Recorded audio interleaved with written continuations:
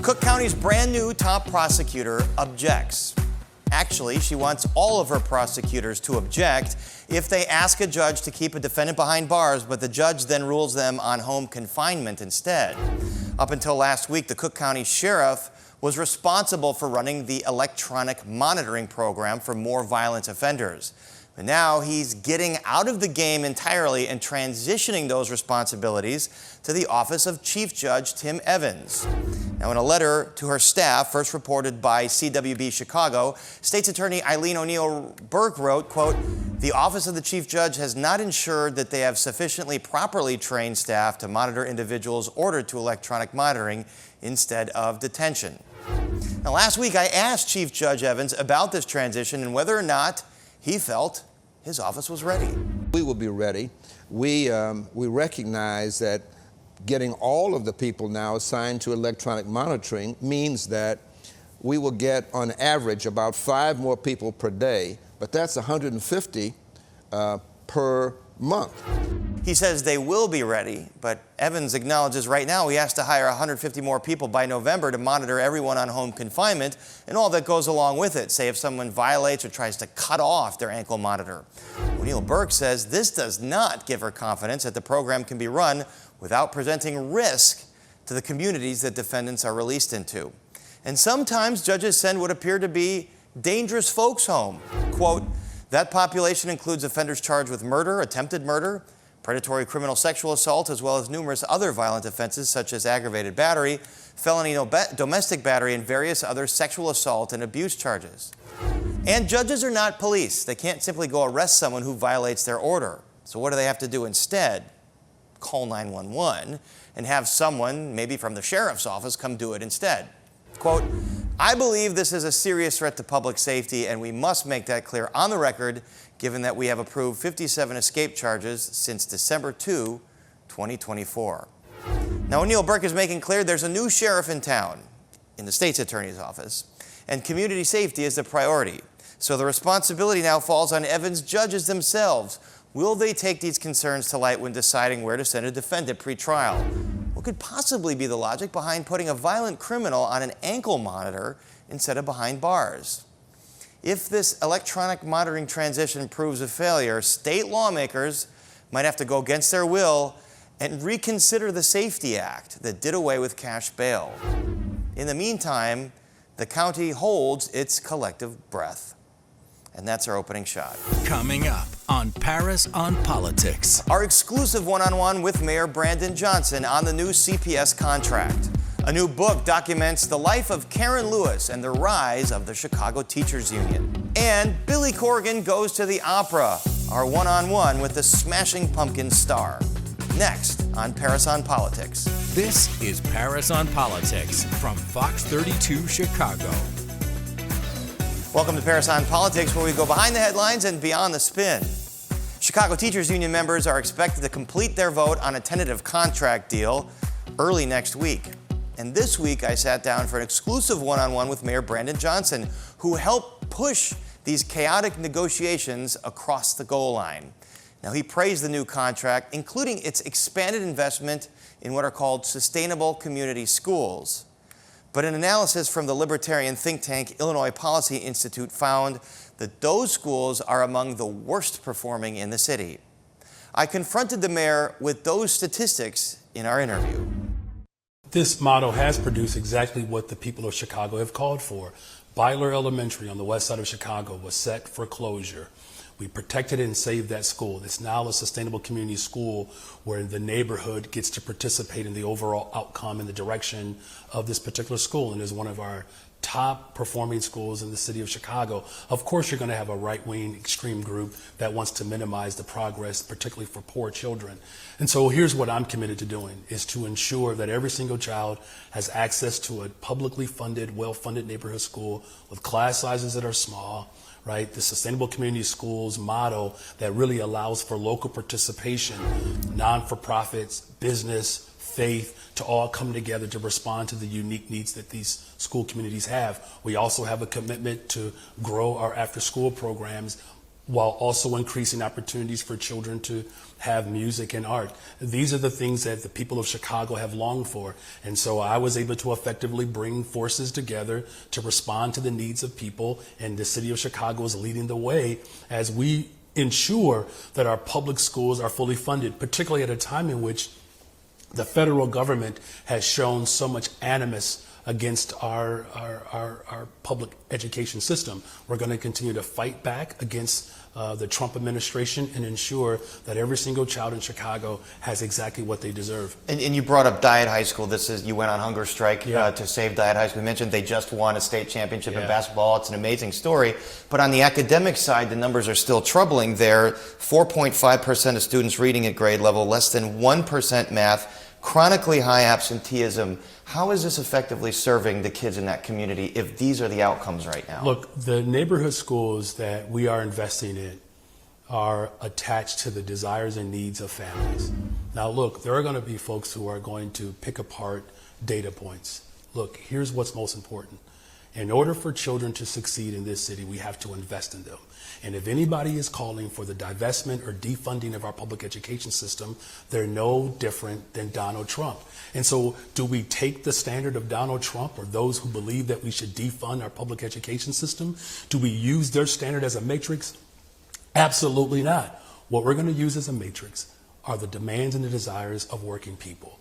And what working people want in this city is a school district that works for every single child, class sizes that are manageable, making sure that our sustainable community schools motto expands, because what we've seen by previous administrations, school privatization, turnarounds that really harmed our children because it attacked working people in this city.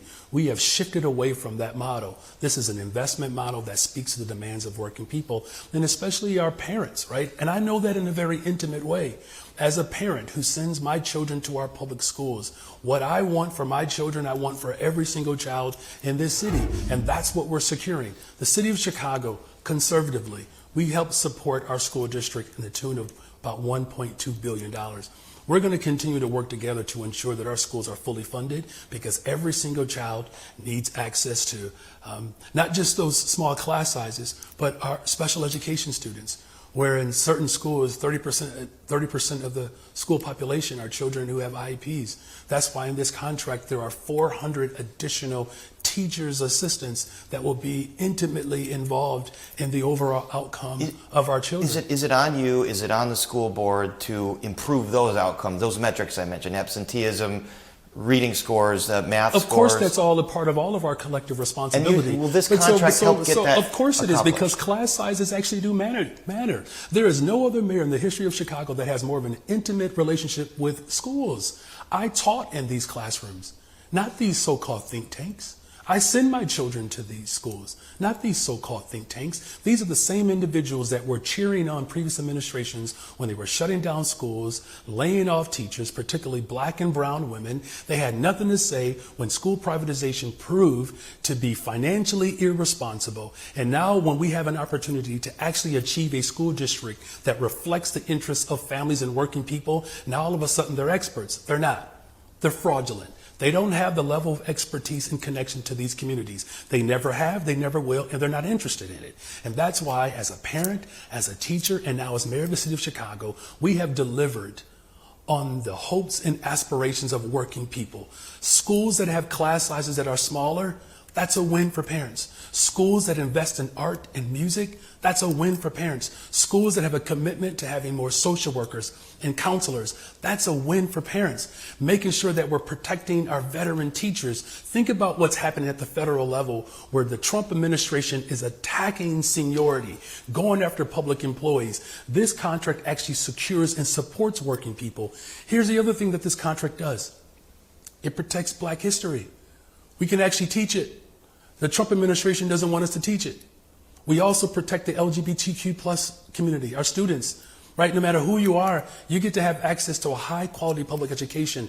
That's what parents voted for, and that's what they're going to experience in this agreement. I want to take the bigger picture view of this process, because there were so many twists and turns along the way. You know, in general, you've got the Chicago Teachers Union, which is a very politically successful and powerful movement. It's the movement you came out of. And do you appreciate skepticism from residents over the appearance the appearance that they were trying to control both sides of this negotiation by, getting board members appointed that were very friendly to them, by even, as CEO Martinez had said, going above him and trying to work with the board members? The concerns, do you appreciate the concerns of taxpayers that the union maybe held too much power in this process? This is about the parents. This is about the people who voted for me. Look, I didn't negotiate that contract. I brought people together so that folks understood how close they were. This is about a vision for our schools and what it means to have a mayor who understands that vision. Coming up on Paris on Politics. A new book details the life of Karen Lewis and the rise of the Chicago Teachers Union. Lou, what you doing? Hey, Caitlin, I'm looking for this stream everyone's talking about. Fox Local? Yeah. Get me. App Store, download Fox Local, open it, pick Chicago, boom. Oh, that was easy. Hey, Paris. Hey, I got this stream on my phone finally. I'm on there. Everyone's on this thing. Now you can watch Paris on Politics anytime, anywhere. Hey, Anita, I'm on Fox Local. I know, Lou. I watch you on Bears Blitz on Fox Local. Fox Local. This is big stuff. Glad I could help. To understand the current political dynamic in Chicago, you have to get to know one of the most influential political figures in the city's recent history, the late Karen Lewis.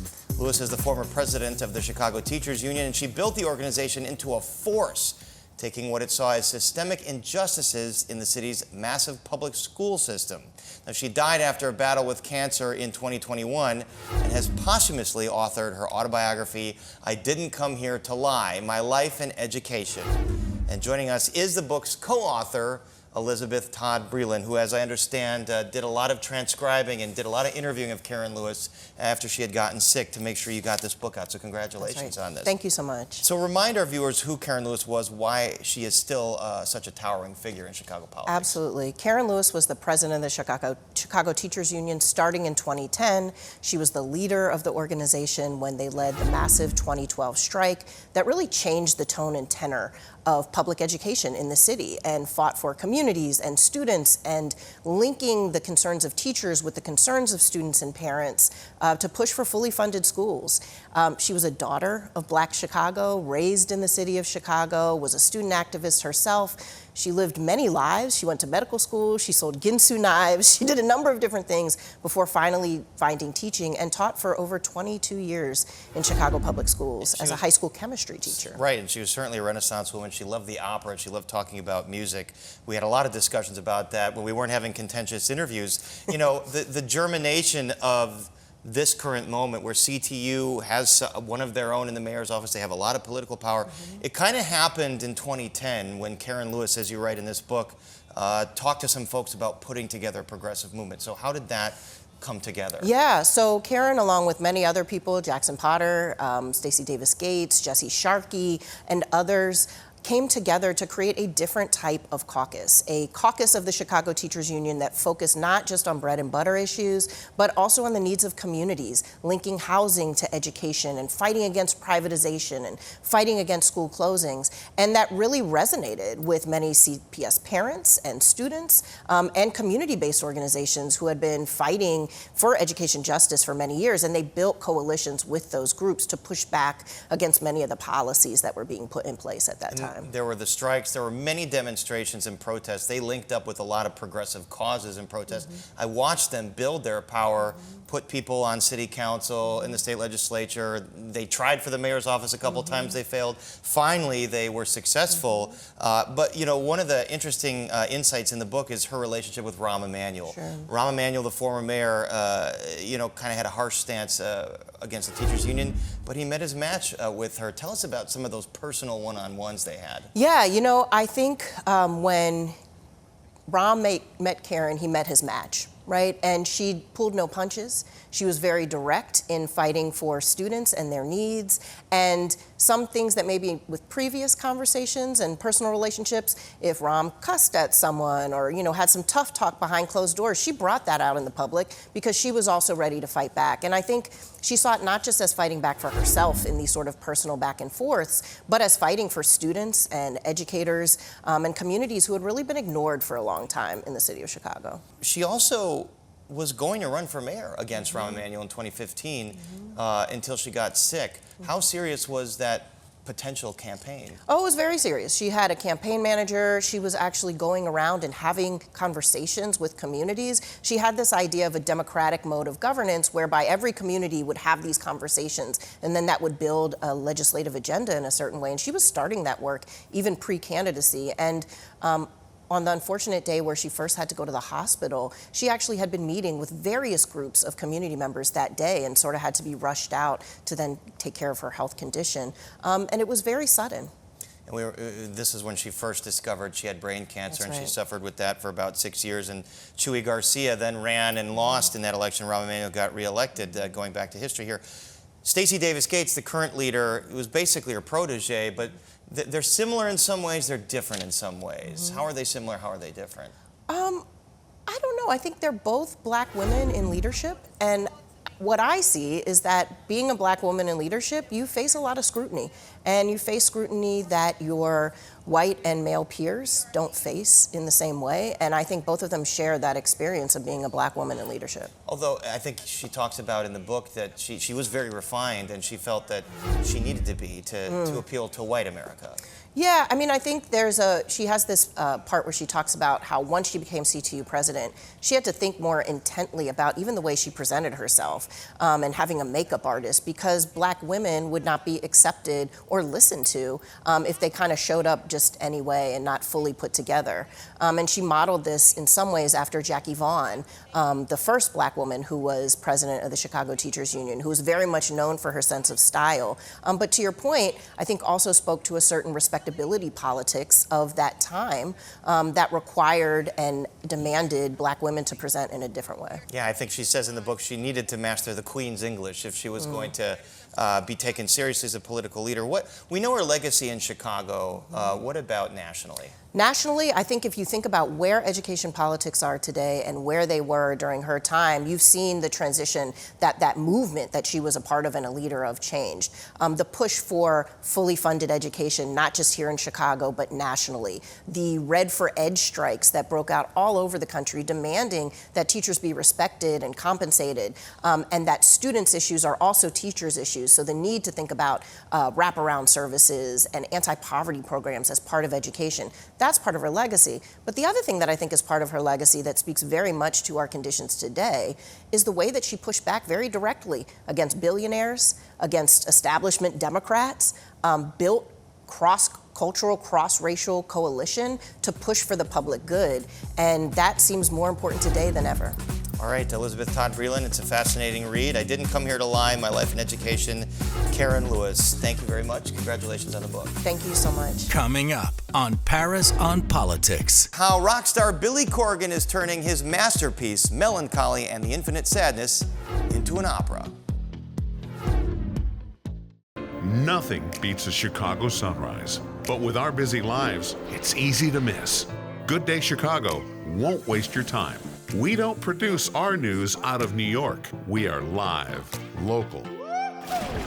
All Chicago, all the time. Starting at 4:30. Watch or listen live, however you get ready to seize the day. Anytime, anywhere. On TV or Fox Local. Weekday mornings on Fox 32, Chicago.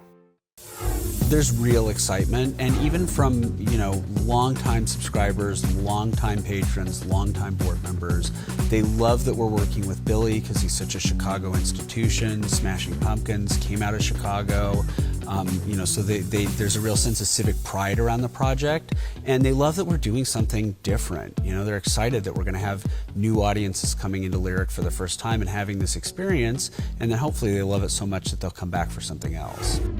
That's Lyric Opera of Chicago General Director John Mangum talking about the hotly anticipated and high-stakes new collaboration with rock star Billy Corgan. I spoke with Corgan one-on-one this week at his tea shop, Madame Zuzu's in Highland Park. We talked about the process of converting the Smashing Pumpkins' most celebrated album, Melancholy in the Infinite Sadness, into an opera.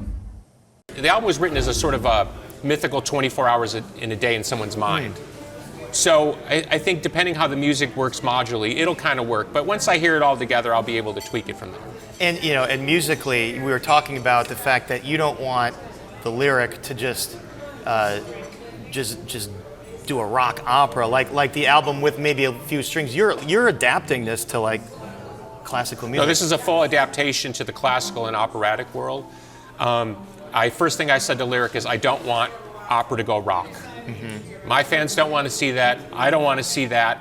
I've seen where other bands have done it, always to kind of, in my estimation, a little bit of a mixed result. I think it's cool. We've even had it proposed to us, and I've always turned it down. This is a unique opportunity to recast my work thematically, aesthetically, in a totally different set of musical destinations. And that, to me, is like, oh my God, my brain just explodes, because as a composer, the Smashing Pumpkins version is only one version of the songs that I wrote. And having performed those songs over 30 years, I've done all those songs in different ways, slower, faster, more electronic, whatever. So I know they will adapt.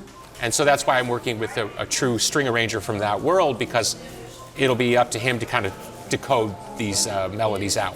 And I was like wondering, like, I mean, because there's some songs that seem to, like Tonight, 1979, those will adapt easily to like an orchestrated, because they already are orchestrated. But what about like Jelly Belly or some of the like kick out the jams riff rockers? Yeah, well, what we've talked about is maybe recasting them in sort of something more moody. I would think like album soundtracking. For example, somebody brought up with Butterfly Wings, which has been taken by movies many times and sort of turned. There was a recent vampire movie about when Nosferatu was on the ship. I can't remember the name. Was it Nosferatu? Yeah, maybe. Yeah. No, but there was another movie. Oh, another, okay. Yeah, there's a lot of vampire movies.